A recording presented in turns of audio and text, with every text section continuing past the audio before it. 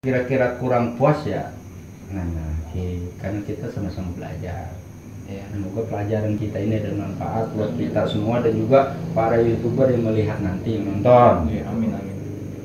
Oke, jadi buat teman-teman gue ingetin sekali lagi, sebelumnya maaf,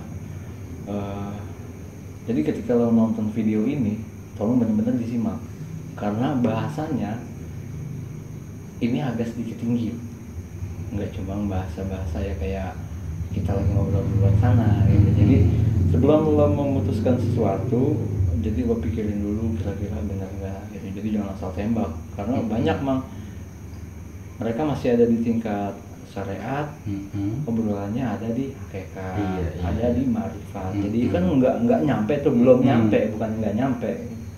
Jadi harus banyak-banyak ditelaah dulu, didengerin dulu, jangan asal ngujat.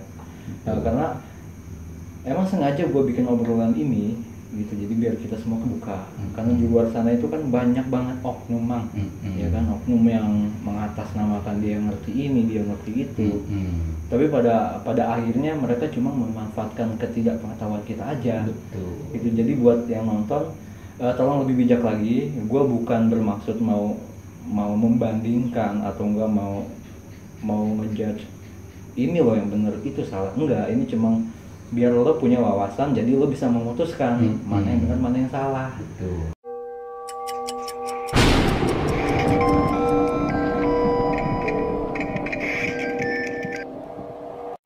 Yang Rasulullah bawa untuk umatnya, tablik sidik amanah. Tablik sampaikan, balighul ani walau ayat, sampaikan walaupun satu ayat ya. Tablik sidik kebenaran, benar kita menyampaikan amanah yang Allah perintahkan. Jangan kamu jual ayat-ayatku, atau jangan kamu jual belikan kebaikan-kebaikan sudah diterapkan di dirimu. Baiklah baik, jangan kamu minta dengan ini dengan itu atau mahar. Kebaikan itu ikhlas. Setelah kita kebenaran kita bawa, lalu amanah dan tanggung jawab, jalankan, jangan mengharap sesuatu. Itu baru namanya ikut umat Rasulullah, arti masuk umat Rasulullah. Kalau sudah mencari bahasa makan di situ di agama atau hal-hal lainnya, memang tidak menyalahkan. Kembali itulah risiko masing-masing hidup ya. Jadi logikanya di sini, kebaikan kita terhadap seseorang dengan ngajar dan memberi ilmu, kalau kita ikhlas tanpa memberi atau meminta mahar, maka Allah akan memberi. Ya. Karena di sini semua adalah hak kita kepada Allah, bukan kepada manusia. Iya, itu. Jadi sekali lagi kembali kepada bicara masalah mahar, ya ikutilah pelajaran-pelajaran yang Rasulullah ajarkan, tablik sidik amanah. Memang tidak menyalahkan orang dengerin mahar itu, ntar kesannya memang mengintimidasi hak orang. Kembali sekali lagi kepada keyakinan kita masing-masing, itu hak mereka. Ya, mungkin pekerjaan mereka dan lain-lain, itu hal pekerjaan hidup manusia, jangan kita intimidasi. Bicara salah dan benarnya kembali lagi kepada si pelakunya. Oke. Iya, kalau lagian juga kalau menurut saya nih, ilmu itu kan dari Allah. Kita dapat ilmu dari Allah, Allahnya nggak minta bayaran. Nah, ke situ. Kenapa orang mau belajar malah dimintain biaya? Iya. Ya, jadi buat teman-teman, kalau dipakai logikanya, akal dan pikirannya dipakai. Jadi jangan karena kalian pengen, gua mau bisa, gua mau ilmu, gua mau ini, gua mau itu, kalian mengesampingkan akal sama pikiran. Ada begini memotong dari jawaban seorang guru. Gua kalau lu nggak bayar makan di mana? Kan guru terbagi dua kategori. Guru umum sama guru agama. Ya. Guru umum karena dia jadi guru tidak kaitan dengan agama. Ya. Kalau kita bicara ke agama, kalau nyari duit, bahasanya jangan dipatokin. Misalnya murid, Pak saya mampu sekian, alhamdulillah. Berarti masuk kategori kita dibayar oleh murid sebagai fisabilillah. Ya. Dapat bahasanya bayaran itu kategori perjuangan seorang fisabilillah, tapi jangan dipatok. Boleh kita terima, tapi jangan dibatas. Lu sekian bayar gua, berarti di situ sudah menjual ayat Allah. Fisabilillahnya hilang. Gitu. Jadi dua kategori ini beda versi. Versi dunia untuk ngajar seperti SMP itu dia lari memang patokan bayaran karena dunia. Iya. Nah ini kan Allah ya. Iya benar. Ya Allah itu kan bahasa ayatnya jangan dijual belikan. Boleh dibayar tapi jangan mematok. Iya. Itu. Jadi kesimpulannya timbul apa? Tanggung jawab kita menjalankan amanah adalah ikhlas. Nah, yang bayar pun juga kan belum tentu dia ikhlas. Nah, gitu. Oke Mang, ini kita masih lanjut ke pembahasan pengijazaan ya Mang. Nah, kita masih ngebahas seputar pengijazaan mahar. Oke, banyak kan di luar sana. Mereka memberikan mahar, gitu kan? Mereka memberikan suatu benda dan dimaharin. Nah biasanya kan benda itu kan benda-benda bertuah ya Mang. Ada isinya, ada hodam, ada kegunaannya.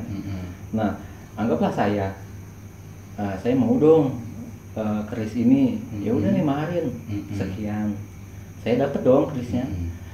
Itu seumur hidup apa ada jangka waktunya Mas? Mang?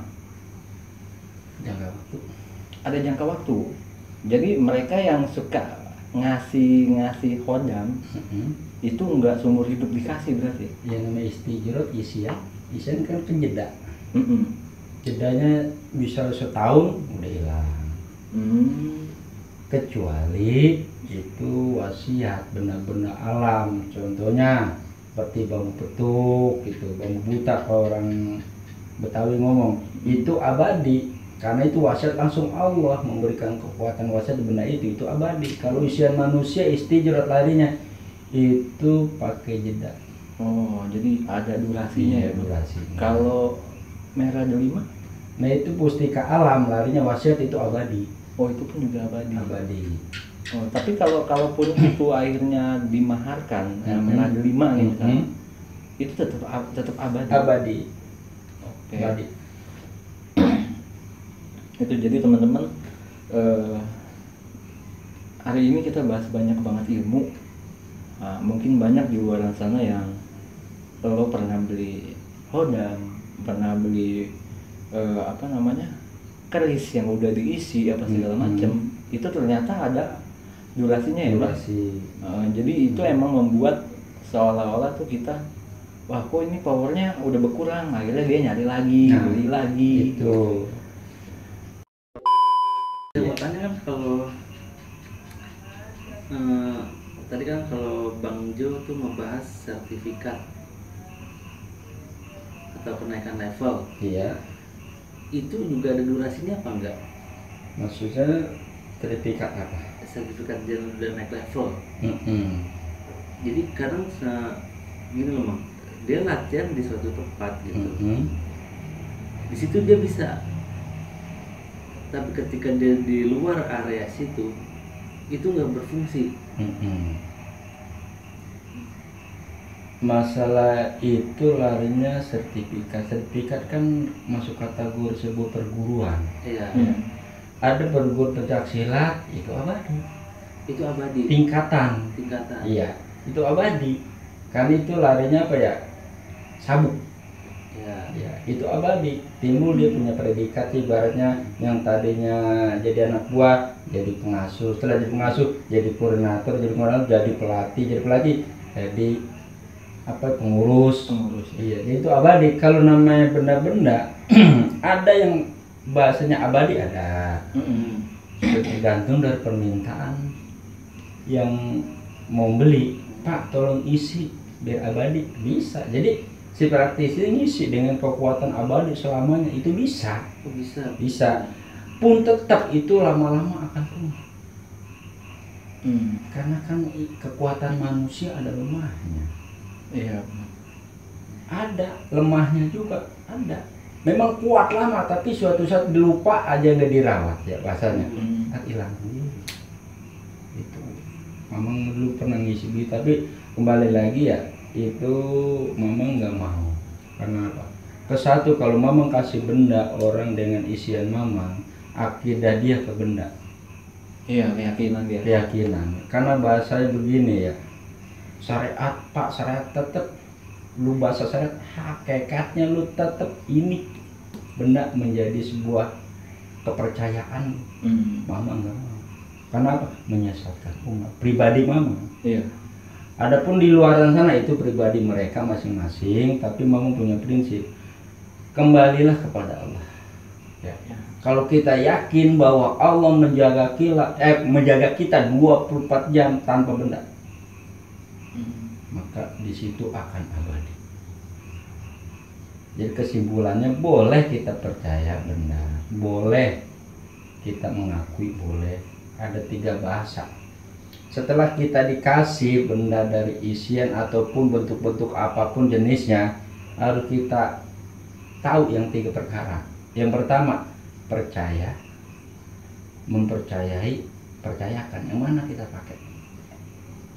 Nah, setelah kita dapat benda dari ya orang-orang bisa ngisi benda, percaya. Ada kekuatannya, percaya. Di sini ada isiannya, percaya. Ada energinya. Mempercayai bahwa energinya manfaat. Mempercayai boleh, asal jangan percayakan. Kalau percayakan, untung ada ini, berarti iman kita ini. Boleh percaya, boleh mempercayai, asal jangan percaya. Itu baru namanya kategori syariat. Ya. Kalau kita mempercayakan, hilang syahadat kita. Karena kita sudah mempercayakan kekuatan ada di sini, Allahnya hilang. Iya benar. Macam musyrik. Musyrik.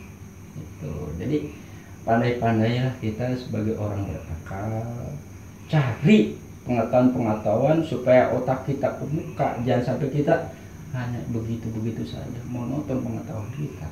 Makanya dalaminlah ilmu supaya kita ini tidak gampang ditipu. Dan kenalilah guru-guru yang membimbing kita tentang keakhlakan, bukan keilmuan. Adapun bahasa kan banyak, jangan sombong, jangan sombong, jangan sombong, itu pesan guru. Tapi namanya murid mah susah, ya susah. Aku punya ilmu, jangan salahin guru. Ya karena mengedepankan ilmu. Gitu. Akidahnya kurang. Nah, gitu. Kalau sih kan mengedepankan akhlak atau mengedepankan etika, gitu. Bukan mengedepankan ilmu. Gimana? Ada lagi pertanyaan? Ada lagi pengaruh? Cukup sih, cukup. Kira-kira kurang puas ya? Nah, karena kita sama-sama belajar. Ya, semoga pelajaran kita ini ada manfaat buat kita semua dan juga para YouTuber yang melihat nanti, yang nonton. Ya, amin. Oke, jadi buat teman-teman gue ingetin sekali lagi, sebelumnya maaf. Jadi ketika lo nonton video ini, tolong benar-benar disimak, karena bahasanya ini agak sedikit tinggi. Nggak cuma bahasa-bahasa ya kayak kita lagi ngobrol di luar sana gitu. Jadi sebelum lo memutuskan sesuatu, jadi lo pikirin dulu kira-kira benar nggak gitu. Jadi jangan asal tembak, karena banyak mereka masih ada di tingkat syariat, obrolannya ada di hakikat, ada di marifat. Jadi kan nggak nyampe tuh, belum nyampe, bukan nggak nyampe. Jadi harus banyak-banyak ditelaah dulu, didengarin dulu, jangan asal ngujat. Karena emang sengaja gue bikin obrolan ini gitu, jadi biar kita semua kebuka. Karena di luar sana itu kan banyak banget oknum, ya kan, oknum yang mengatasnamakan dia ngerti ini, dia ngerti itu.